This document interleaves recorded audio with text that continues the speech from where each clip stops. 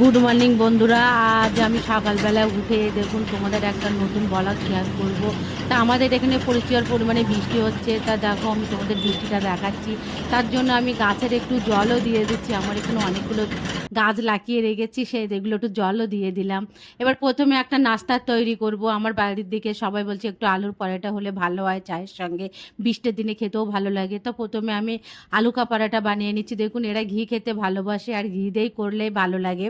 তোমরা একবার ট্রাই করে দেখো। আমার পরাটাটা হয়ে গেছে, চাও হয়ে গেছে। আমি একটু মার্কেটে গিয়েছিলাম কিছু সামান নিয়ে আসার জন্য। তা আমি চাল, তেল, ম্যাগি, বাচ্চাদের যে খাওয়া দাওয়া থাকে, অনেক কিছু নিয়ে এসেছি। তোমাদের এক এক করে দেখালাম বন্ধুরা, তোমরা দেখো।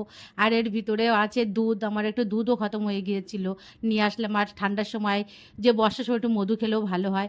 আর আমার দুপুরে রান্নার জন্য আমি ফ্রিজে চিংড়ি মাছ ছিল, সেটা বার করে নিয়েছি। আর আমি চিংড়ি পটল করব। দেখুন আমার রান্নাটাও দুপুরে শেষ হয়ে গেছে। আমি এভাবে একটা থালিও তৈরি করেছি, দেখুন এটা আমি ইউটিউবে দেখাবো। আর দেখুন আমার ভাতগুলো কত ঝরঝরে হয়েছে। আমার ভাতের যেটা বানায় সেটাও দেখালাম।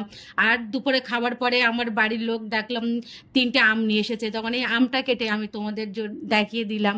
আমটাও খেতে খুব ভালো ছিল, লম্বা লম্বা করে কেটে আমরা সবাই ফ্যামিলিতে খেয়েছি। প্লিজ প্লিজ বন্ধুরা তোমরা এই ব্লগটা দেখো। আর আমার বিকালের জন্য আমি চাও তৈরি করেছি, আর সকালের যে পরোটা ছিল তার দিয়ে আমি সন্ধ্যাটা শুরু করলাম। রাত্রে তৈরি করার জন্য দেখুন আমি লাল শাকটা কেটে রেখেছি, কিন্তু ওটা আমি আজ রান্না করব না, কাল দুপুরে করব। আমি রাতের জন্য আমি চিংড়ি মাছ একটু ভাজা ভাজা করে ঝোল ঝোল করেছি।